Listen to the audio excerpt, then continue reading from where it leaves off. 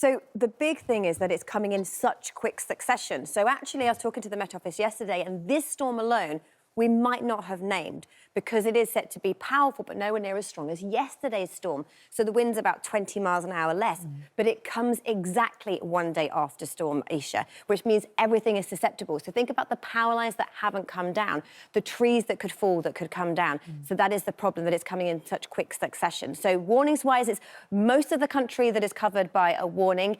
Yellow across basically everywhere apart from the southeast of England and southern areas of England. So most of England, Wales, Scotland, Northern Ireland covered by a yellow wind warning.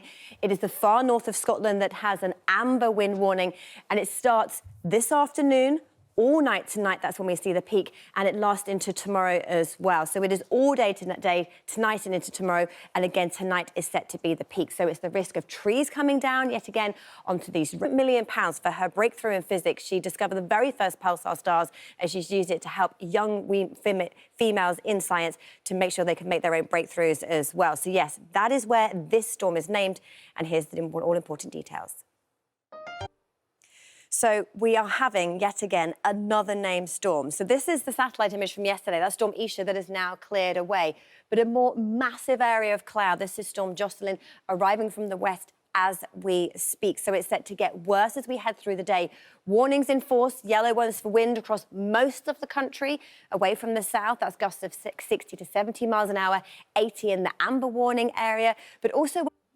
Good morning to you. This is normally the time I do my 7-day outlook, giving you detail for the week ahead, but instead I'll use that extra time to give extra detail about Storm Jocelyn arriving today and overnight. Lots of people asking me why this is happening. It was so cold last week, now it's so mild. It's the divide between the cold and the warm, and between is the jet stream, and it's that, exactly. And the most important thing I think to point out is actually it will be wet and then it will be windy. So people might think, oh, the rain has arrived, it's really not that bad. It's once the heaviest rain clears that the strong winds will then move in. So it's this evening, overnight and tomorrow morning. So these are our latest warnings that we have in force. Now, it's most of...